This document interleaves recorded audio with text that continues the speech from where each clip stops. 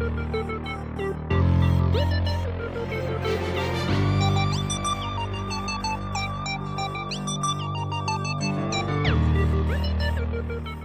to the Northbound Wealth Podcast. All opinions expressed by me, my co-hosts, or my guests are solely our own opinions and do not reflect the opinions of Northbound Wealth Management LLC.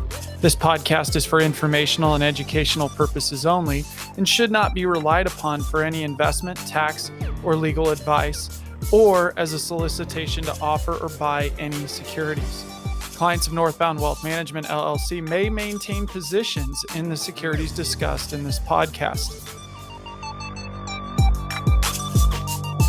Hey everybody, this is Brent Foster, founder and CEO of Northbound Wealth Management, and we're going to review last week and this week's weekly market insights. Today is March 27th, 2023.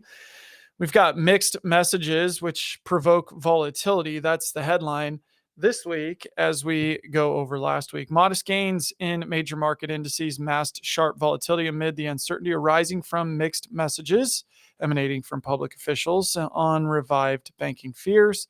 The Dow Jones Industrial Average gained 1.18%, while the S&P 500 added 1.39%. The NASDAQ Composite Index rose 1.66% for the week. The MSCI EFA Index, which tracks developed overseas stock markets, advanced by 3.29%. What does that mean for the Dow? The Dow closed at 32,237 year to date. That's down 2.74%. The NASDAQ, which is tech heavy, 100 largest tech companies, closed at 11,823. That's up 12.97% year to date. That's by far the best performing index we've got. MSCI EFA Index closed at 2,052. That's up 5.56% for the year. S&P 500 closed at 3,970. That's up 3.42% for the year. The 10-year Treasury note traded down last week to 3.38%, which is down about 50 basis points, so 0.50% or 0.5%. Interesting that the yields are just going all over the place. So there's a massive move in the 2-year Treasury and actually some of the other short duration Treasury notes.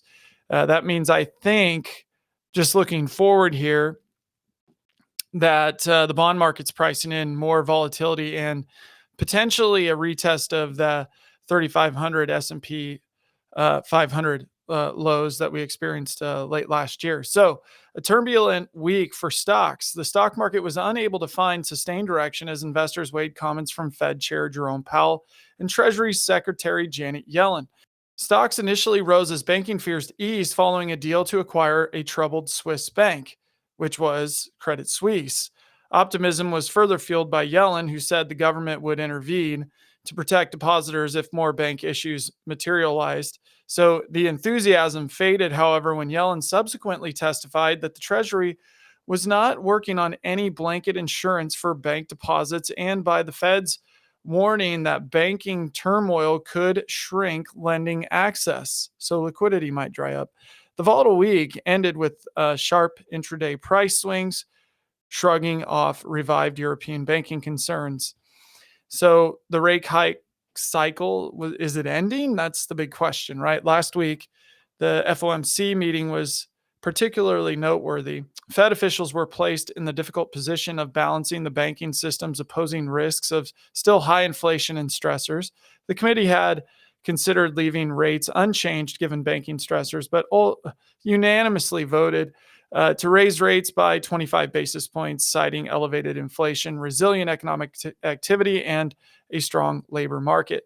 The official announcement hinted that the Fed might soon be done raising rates, while also stating it was too early to ascertain the degree to which the economy could slow from the current banking strains.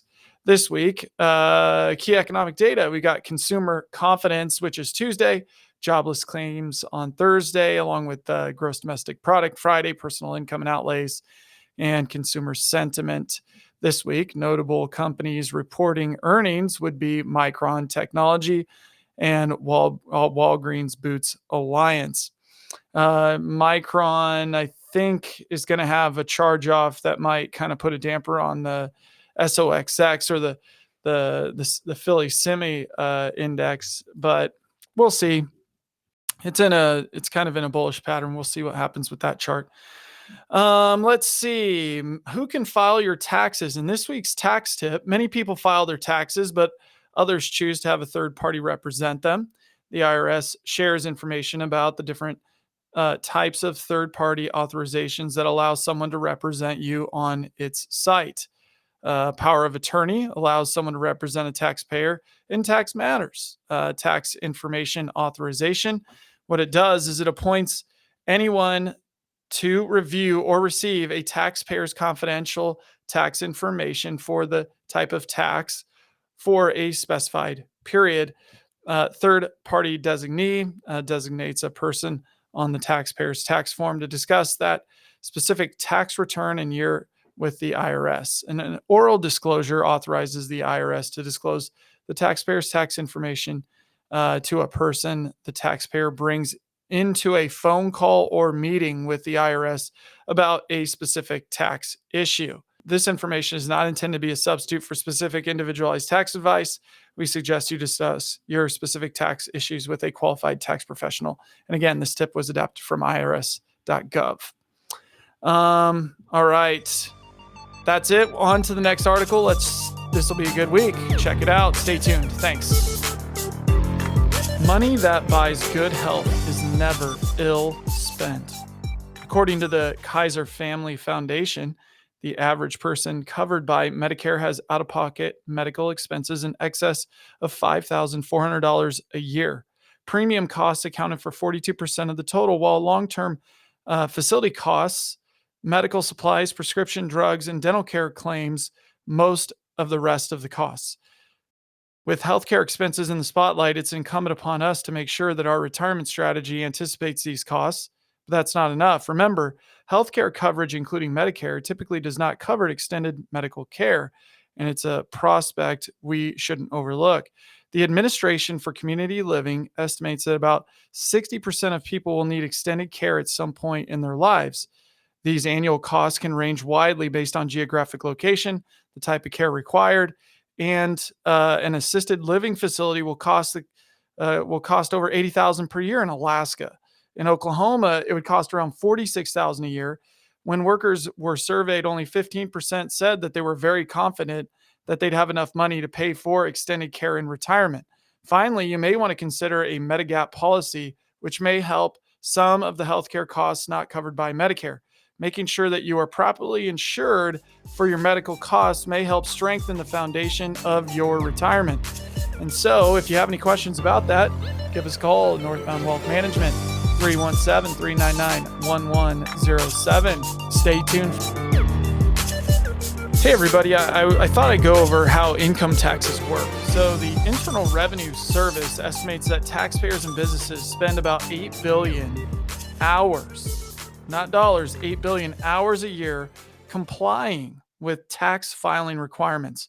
To put this into perspective, if all this work were done by a single company, it would need about 4 million full-time employees and be one of the largest industries in the United States.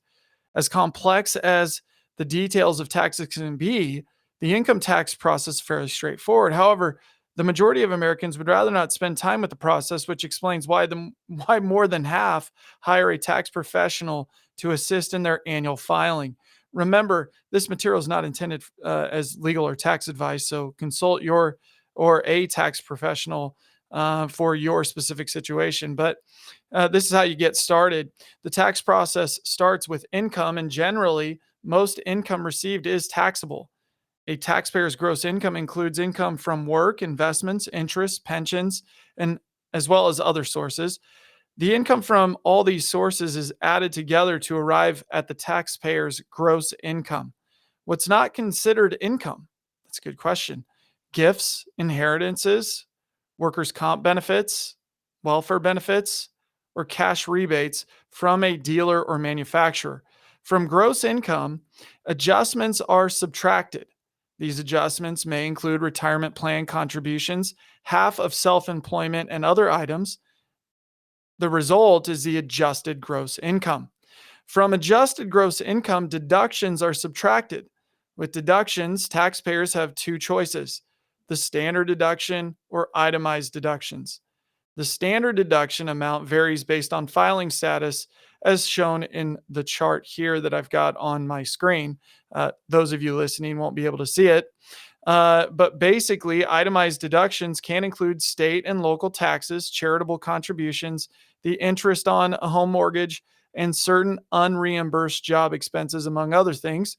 Keep in mind that there are limits on the amount of state and local taxes that can be deducted. Once deductions have been subtracted, the result is taxable income. So, taxable income leads to gross tax liability, or basically what you owe. But it's not over yet. Any tax credits are then subtracted from your gross tax liability. Okay. So then taxpayers may receive credits for a variety of items, including energy saving improvements. The result is the taxpayer's net tax.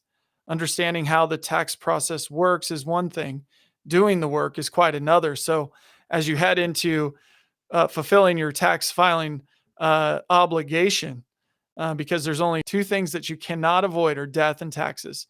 So with that, have fun filing your taxes and or filing extensions to file later. But this this tax tip was adapted from irs.gov, and hopefully you found it useful and helpful. On to the next segment. So does credit score affect your insurance rates? While the vast majority of insurance companies use credit-based insurance scores to help determine the price of insurance, it is banned in the states of Massachusetts, Michigan, Hawaii, and California. Some states may allow it as a factor for property insurance like auto and homeowners insurance. Other states allow it to be used with any type of insurance. So there are several factors here. Generally, an insurance company will use a credit-based insurance score as just one factor in its underwriting process.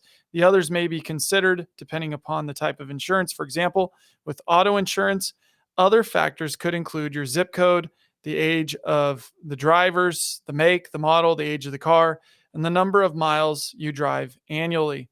The use of credit scores to determine insurance rates is rooted in research that has shown that individuals with lower credit scores tend to file more claims. You can ask your insurance company if a credit-based insurance score was used to underwrite and rate your policy and in which risk category you were placed. If you want to improve your credit-based insurance score, you should consider taking the same steps you would to improve your credit rating, make timely debt payments, clear up past disputes, and keep credit card balances low. Not to mention, drive safe out there, you guys. But if you have any questions on that, give us a call here at Northbound Wealth Management, 317-399-1107. Thanks for listening, and stay tuned for the next segment. Understanding FDIC insurance. It's natural to wonder exactly how a bank safeguards your money. Fortunately, the FDIC, or Federal Deposit Insurance Corporation, insurance exists for this very reason, to help protect your funds once deposited. I'm going to go over how it works and what it covers. So, what is FDIC insurance? The FDIC is an independent government agency that helps protect bank depositors from the loss of uninsured deposits at an FDIC insured bank. This organization oversees FDIC deposit insurance, which provides some protection to bank customers if an FDIC insured institution fails. In other words, FDIC insures your money at the bank up to certain limits. A bank failure is an unlikely situation, but it does happen. When this occurs, the FDIC provides depositors with an insurance payout that can be up to $250,000 per depositor per institution for each account ownership category. When two banks failed in the first quarter of this year in 2023, regulators took steps above and beyond the $250,000 limit to protect deposits. Remember that if your bank is an FDIC insured institution, you don't need to apply for FDIC insurance because coverage is automatic.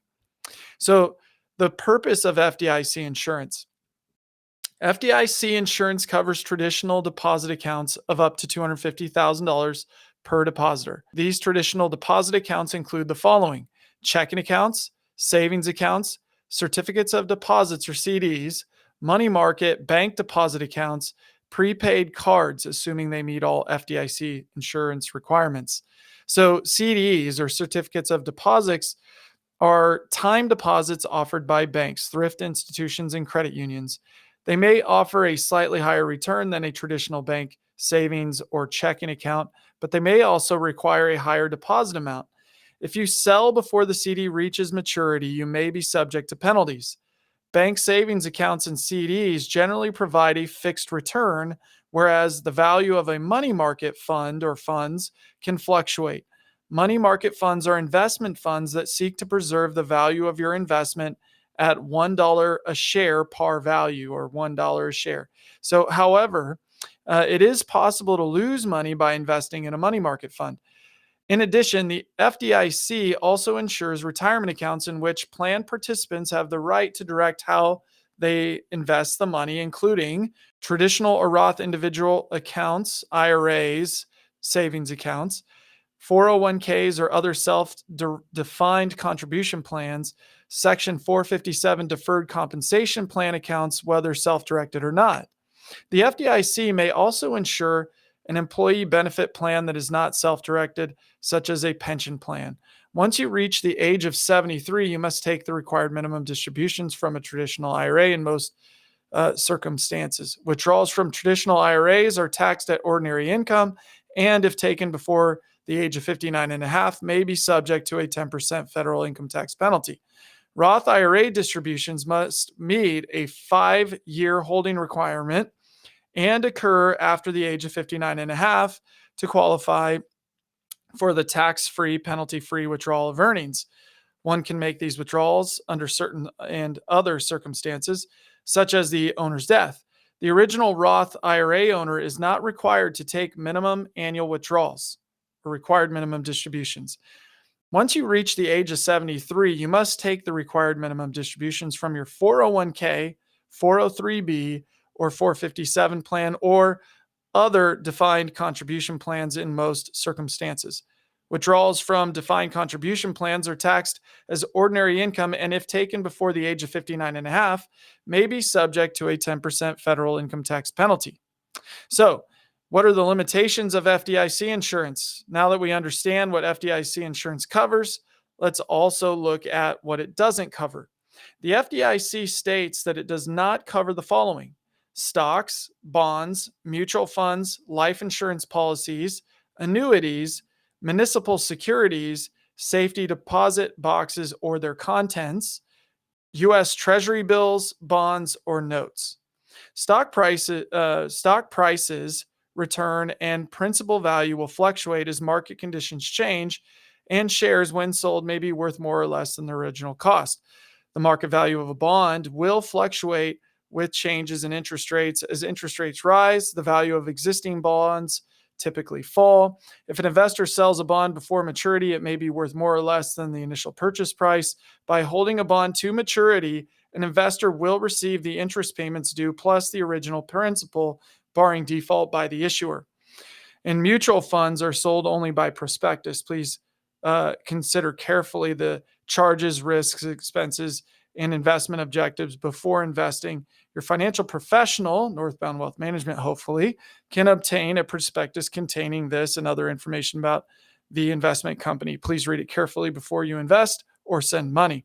So, several factors will affect the cost and availability of life insurance, including age, health, and the type and the amount of insurance purchased. Life insurance policies have expenses, including mortality and other charges. If one surrenders a policy prematurely, the policyholder may pay surrender charges and have income tax implications. Consider whether you are insurable before implementing a life insurance strategy. Any guarantees associated with the policy are dependent on the ability of the issuing insurance company to continue making claim payments. And annuities have contract limits, fees, and charges, including account and administration fees, underlying investment management fees, mortality and expense fees, and charges for optional benefits. Most annuities have surrender fees that are usually highest if you take out the money in the initial years of the annuity contract. Withdrawals and income payments are taxed at ordinary income. rates. If before age 59 and a half, one makes a withdrawal, a 10% federal income tax penalty may apply unless an exemption applies. The guarantees of an annuity contract depend on the issuing company's claims paying ability. Municipal bonds are subject to a variety of risks, including adjustments in interest rates, call risk, market conditions, and default risk. Certain municipal bonds may be difficult to sell. A municipal bond issuer may be unable to make interest or principal payments, leading to the issuer defaulting on the bond. If this occurs, the municipal bond may have little to no value. If one purchases a bond at a premium, it may result in realized losses. As a result, the interest on a municipal bond may be taxable after purchase. So municipal bonds are free of federal income tax. Municipal bonds may also be free of state and local income taxes for investors who live in the area where the bond was issued. If a bondholder purchases a share of a municipal bond fund that invests in bonds issued by other states, the bondholder may have to pay income taxes.